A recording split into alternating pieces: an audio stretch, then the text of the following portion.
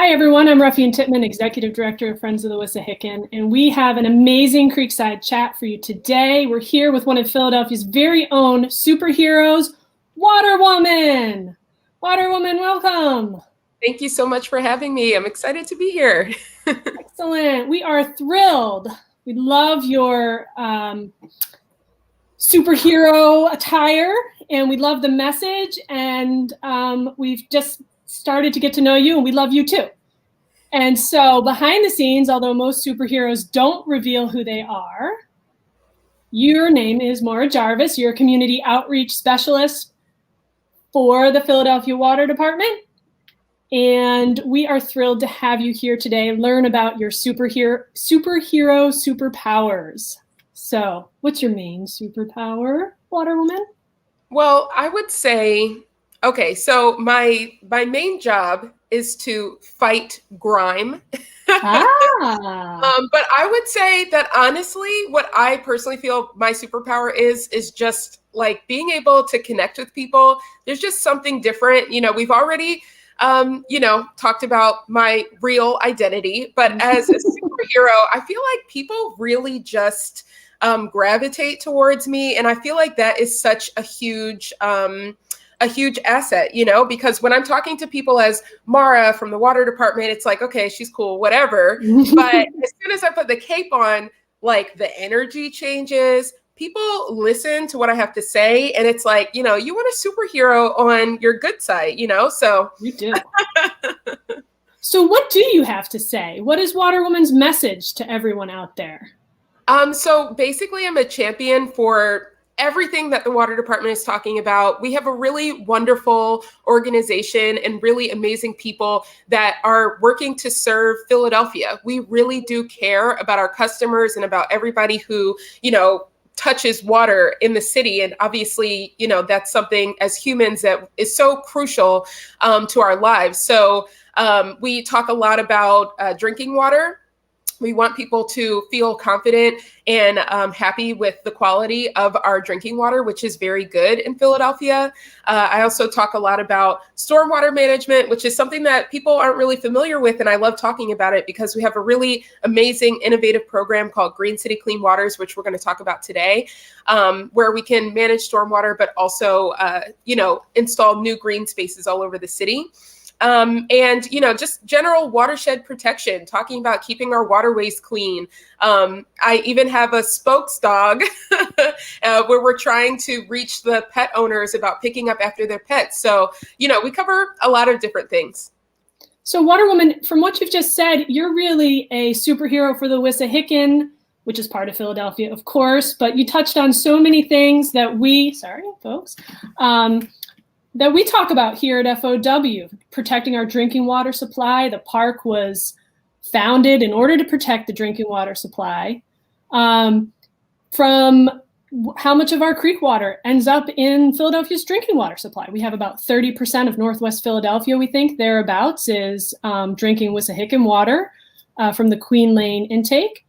And then also, I want to echo that we have a rock star superhero water department leading the way across the country with the innovative Green City Clean Water, and really protecting, especially as an older city, our infrastructure. We've heard stories from around the country of what happens when people forget about the infrastructure of their water department, and how devastating that can be to people's health and also eventually to the whole city, because some of this infrastructure is really old and we have to take care of it. It's underneath everything we do.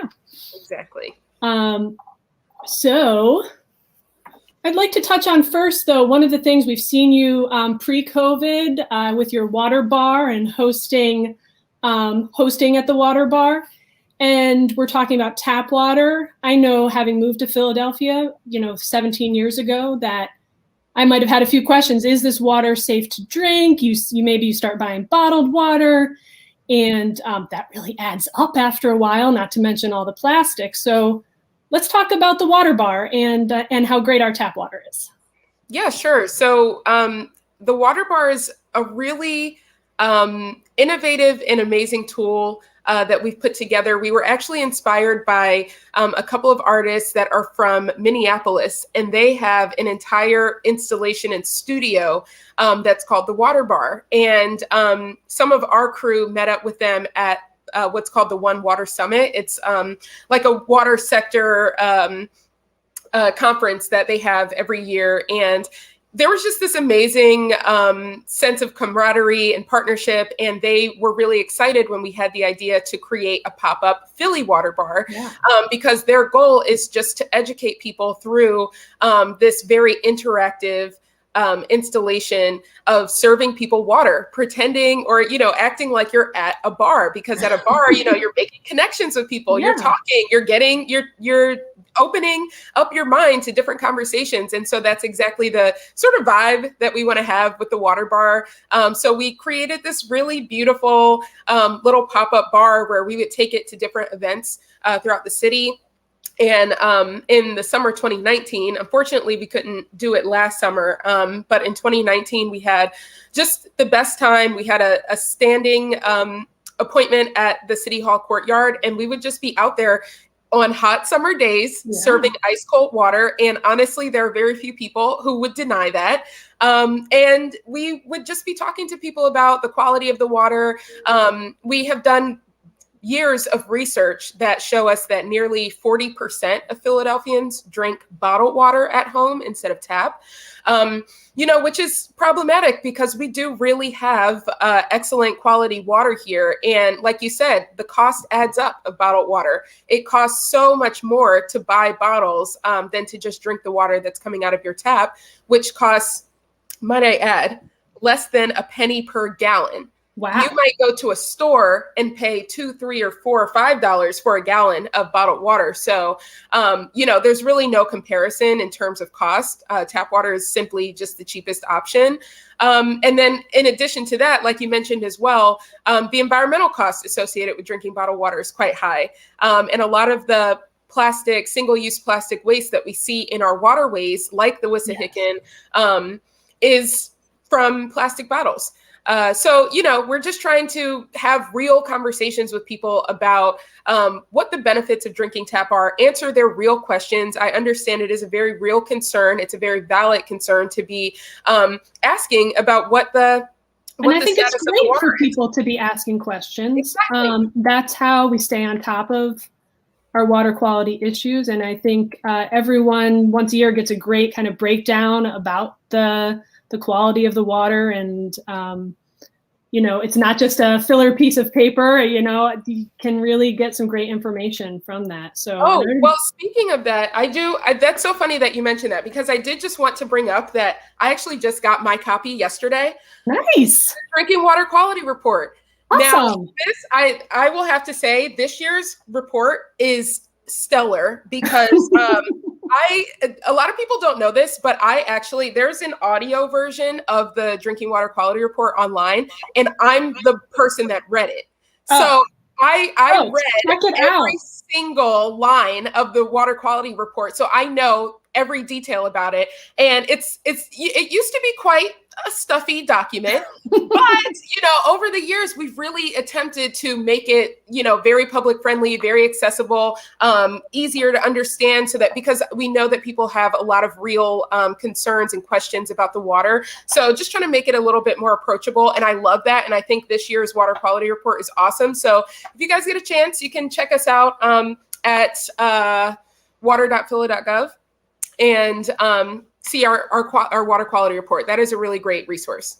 Excellent. I'm so happy that I brought that up, and I hope everyone checks that out. And we will certainly share those links post chat, because it's great information. It's really important for people to stay on top of what's going on with water, and it's really exciting. So, and if you don't want to read the whole report, sounds like you can listen to Maura read it to you, which also could be wonderful. Maybe we'll pivot a little bit, and we've mentioned, both of us have mentioned Green City Clean Water. This is 10 years of it. I remember when, because I'm really old, when it was launched, and I'm wondering if you want to talk about kind of the celebrations. We heard from Commissioner Heyman earlier in the summer about kind of the progress that had been made thus far.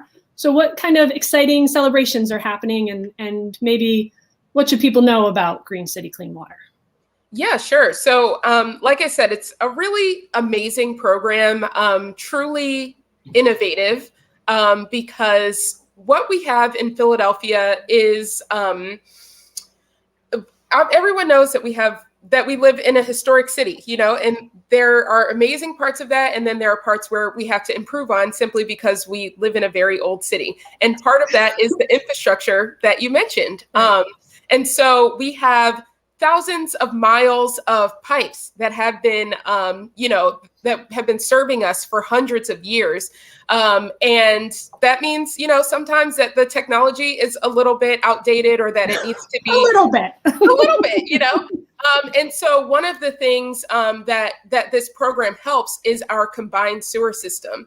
I think that, part of my job in community outreach is educating people about the type of sewers that we have, because honestly, I don't think that that's common knowledge. Not everyone's first thing that they think about, what type of sewer. Exactly. And maybe people don't even know that there are different types of sewers. There are different types. What serves most of Philadelphia is called a combined sewer system. And just like it says in the name, both wastewater and stormwater are combined in the same pipe underground. And this system works fine until you introduce heavy, intense rainstorms that are intercepting our largely impervious city. Yes. Water cannot infiltrate streets, sidewalks, roofs, things like that. So it has to wash off, and it turns into stormwater runoff, and it goes into our sewers. Now, on a normal day like today, it's beautiful outside. It's very dry. Just your wastewater is going into the sewers and going into our treatment facilities. But when you introduce heavy rainstorms that are hitting the impervious surfaces, then it can overwhelm the sewer system, and sometimes it can overflow into our rivers. That is the absolute last thing we want to happen. Absolutely. And it's, the Environmental Protection Agency doesn't want that to happen either. So they're tasking cities like Philadelphia to come up with a long-term plan to address that stormwater issue. And the way we're doing that is through this really innovative green infrastructure program, where we're replacing a lot of those hard surfaces with new green spaces that are engineered to manage stormwater in a way that mimics the natural water cycle. The water will be absorbed by plants and trees and soil and naturally infiltrate into the ground, as opposed to going directly into our sewers. So as you can see here in some of these lovely photos that you guys are providing, we have lots of different types of green infrastructure, like rain gardens are very popular, stormwater bump outs where you see the curb is extended, and we have like basically a little garden in the curb. And then even stormwater trees, which look like normal street trees, but all that work is happening underground. And it's just a really fabulous kind of technology that we're using to manage stormwater. And I guess also about the celebration this year, we're hitting our 10-year anniversary. Yay! Yes. So the agreement with the Environmental Protection Agency was signed in June of 2011. And so now we've just hit our 10 years. We're going to have a really massive celebration that's still in the works. So just stay tuned on that. And this is 10 years out of a 25-year plan. So there's still a lot of great things that are going to happen in the future. Absolutely. And one of the things that's always resonated with me and the Friends of the Wissahickon is, here the water department's investing, all that, the money that comes in through people drinking your tap water. So you're doing a good thing. And then it's turning into new green spaces, more trees for our city, creating benefits beyond, the benefit alone of managing the stormwater and keeping the combined sewers from our streams is huge. But then the added benefit of improvements and expansion of green spaces and more trees is really what I think sets a high standard for this plan for our fabulous city and parks and our amazing water department. So we love it. These are great photos. And I think folks can really see that, those tree cutouts, those aren't huge, but those trees are soaking up a lot of water and making a huge difference beneath the ground. But also think how much better it is to walk on a street with a few trees. It's a little shady, you get a break from this hot sun. So Anyway, I love it. Thank you so much for talking up the program. It is really fabulous. And, like you said, there are a lot of benefits outside of just managing stormwater. We have a huge rise in green jobs, Yes. big booming industry in terms of maintenance and design of green infrastructure, and a lot more community engagement. It's my job to just talk to people about these systems. And I wouldn't be here if it wasn't for that. So I'm really excited about the program and, excited for this big milestone that we're coming on. Yeah, I love that you mentioned green jobs. I think to think about an old industrial city like Philadelphia having a boom in green jobs is so wonderful. And these are fun jobs, to be outside, taking care of our green spaces. So I love that too. Are there some community resources or messages that you'd like to share? I know we talked about the water quality report. Anything that the community should know about their water bill or anything that's going on? Sure. Yeah. So a few things come to mind. Specifically, if you're a part, well, I would say the one thing is that our community engagement team works very closely with the registered community organizations in the city, RCOs. And one way to be involved just in general in your community is to join your RCO. There's a list online if you're not sure. And that's a really big thing to me. I feel like I go to a lot of community meetings and I just wish that there were more people that participated. So if you're not sure about where your RCO is, then you should definitely look into it and come to meetings, because we present at those meetings and we give people this vital information about, things that are going on in their community. And so if you are involved with your community organization, then we do have a program called Soak It Up Adoption, where community groups can actually receive a mini grant to adopt a green infrastructure site, which is really cool. Yeah. And so they help us, just make sure that they're looking really good. You don't want to see debris or anything in a beautiful rain garden. So, we have a really nice relationship with some of the community organizations that are helping us just keep the GSI looking good. And then in addition to that, just generally for our customers, I do just want to plug that, obviously the past year has been just full of ups and downs. And if your financial situation is different than it was, a few years ago, then I would say certainly look into our customer assistance programs. The water department has also been not only innovative in the sense of green infrastructure, but also in terms of how we are helping our customers get their water bills paid. So definitely we have something called the tiered assistance program. We do special hardship discounts. If you're going through a tough time and you need a break in that sense, then, that's something that we can certainly work out with you. So yeah, it's pretty cool. We're just trying to help everyone. Water is so essential to life, and we just want to make sure everyone has access to that. So it is. It's the first thing we all need, right? And we're really lucky here in Philadelphia. We have a great water department. I love those resources, folks. We're plugging these various links that we've talked about in the comments, but I'm sure we can also share that on our website and social media afterwards. I think we'll all be looking forward to hearing more about the big celebration. It sounds like a lot of work is going into it, and sure there'll be a big public component to get people out there. I'd also just like to, before we wrap up, second the statement about getting involved with your RCO. I think this is your registered community organization, as Maura just said, and there's usually a primary RCO for your neighborhood or area that coordinates everything. So this is a great way to get involved, not only in hearing about water, but also about zoning issues that are happening in your neighborhood. How to get out front of neighborhood concerns is really working with your RCO. So that was a great plug there as well. I feel like we covered so much great information for folks today. And I am just so thrilled to know we do have our very own superhero here in Philadelphia. Da, da, da, da, Water Woman. Thank you so much for joining us. Folks, if you have any questions, I think we've covered a lot. So you can submit them later. We can always do a follow-up. I feel like we'll definitely want to see Water Woman in the Wissahickon. Not only is that 3 W's, but we love ice cold water on a hot day. So perhaps sometime we'll get out doing that. All right. Thank you so much for joining us today. Thank you everyone for watching, and we'll talk again soon.